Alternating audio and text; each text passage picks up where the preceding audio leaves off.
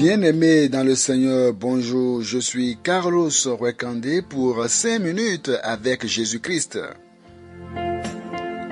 Le thème que nous abordons aujourd'hui est petit ami ou partenaire de péché.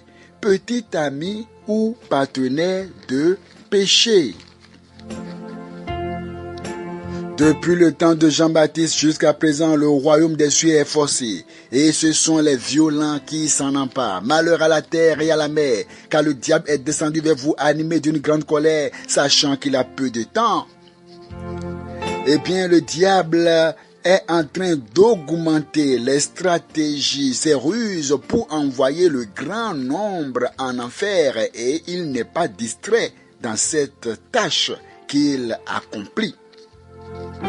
Dans le livre de Galates, chapitre 5, au verset 19, « Or, les œuvres de la chair sont manifestes, ce sont l'impudicité, l'impureté. » L'impudicité, l'impureté. L'impudicité, c'est tout simplement la relation sexuelle avant le mariage. La relation sexuelle qu'on a alors qu'on n'est pas encore marié officiellement devant les hommes et devant Dieu. Les hommes ne vous reconnaissent pas comme étant mari et femme. Et vous voyez en secret, vous couchez ensemble. On parle de l'impudicité. L'impureté, oui, il y en a qui se disent non, on est ensemble, mais on ne couche pas encore ensemble, mais on peut se toucher, on peut se caresser, on peut s'embrasser, on peut tout faire, mais nous n'allons pas au sexe, comme si c'est seulement aller au sexe qui est un péché. Le fait même de se toucher, de se caresser, de s'embrasser, on appelle ça les impuretés sexuelles.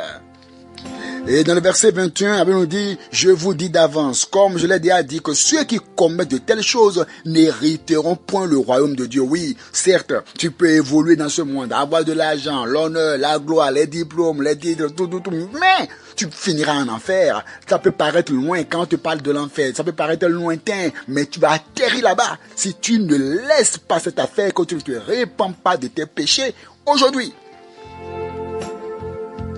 Vous savez, aujourd'hui, les hommes ont dilué les mots, vous voyez, pour pouvoir bien continuer à pécher. Vous voyez, on appelle la prostituée aujourd'hui femme de joie. Femme de joie, vous voyez, on appelle les homosexuels hommes libres. Et maintenant, on a créé le terme petit ami pour pouvoir légaliser l'impudicité.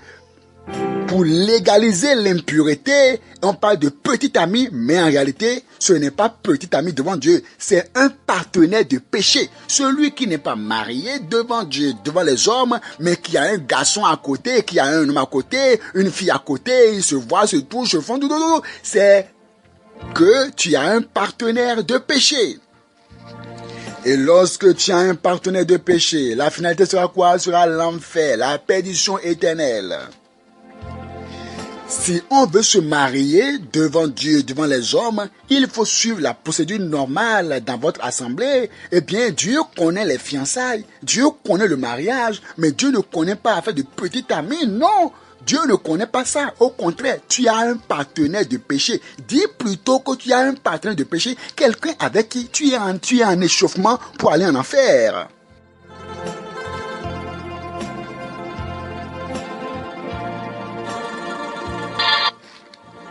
Dans le livre de Nombre chapitre 25,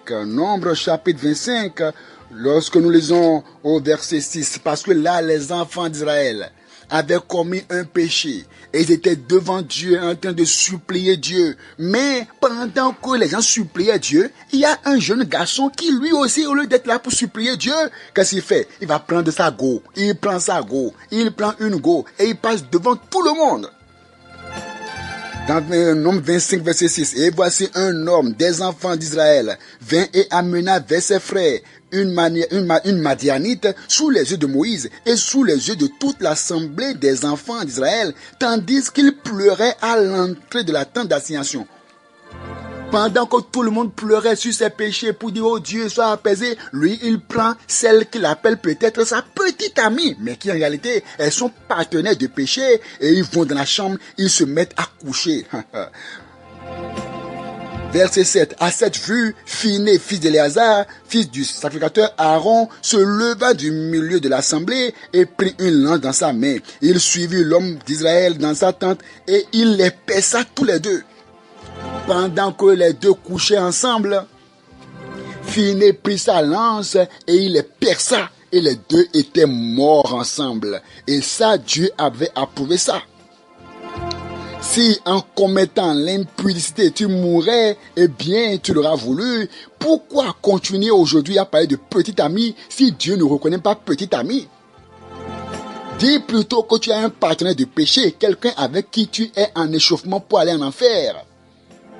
Même si les hommes validaient l'expression petit ami et que tout le monde avait de petit ami, comprenez que le salaire du péché c'est la mort. Repentez-vous aujourd'hui. Que le Seigneur vous bénisse.